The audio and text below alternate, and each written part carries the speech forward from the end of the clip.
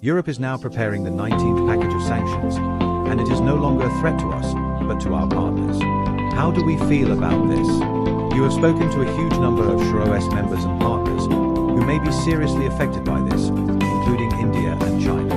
What do they think about this? How can we react to this? Who do you think will be more affected by this?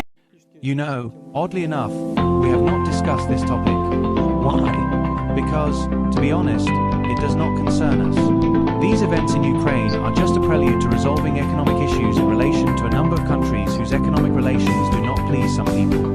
For example, yes, there is a disproportion in trade between the United States and India, the United States and China, but there is no disproportion in economic relations between Brazil and the United States. This is the first point.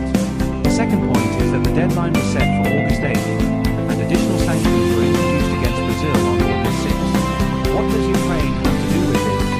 Although there were references to Ukraine, what does it have to do with it?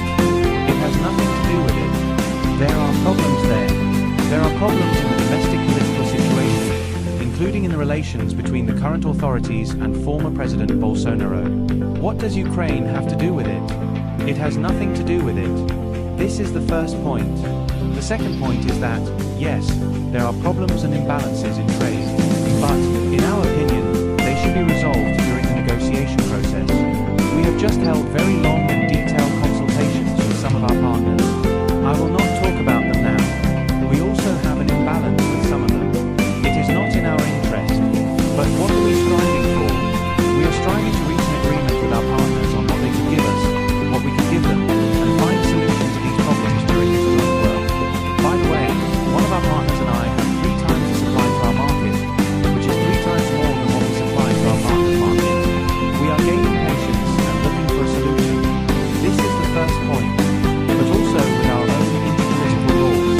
You see, when they say, from the outside, we are going to torture you, we are going to punish you, but how can the leadership of such powerful and large countries, which have gone through very difficult periods in their history, related to colonialism, with attempts to invade their sovereignty for a long period of time, how should they react?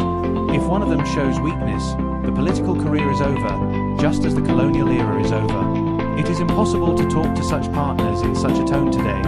It seems to me that, in the end, everything will fall into place and we will return to a normal economic dialogue. We have one last question.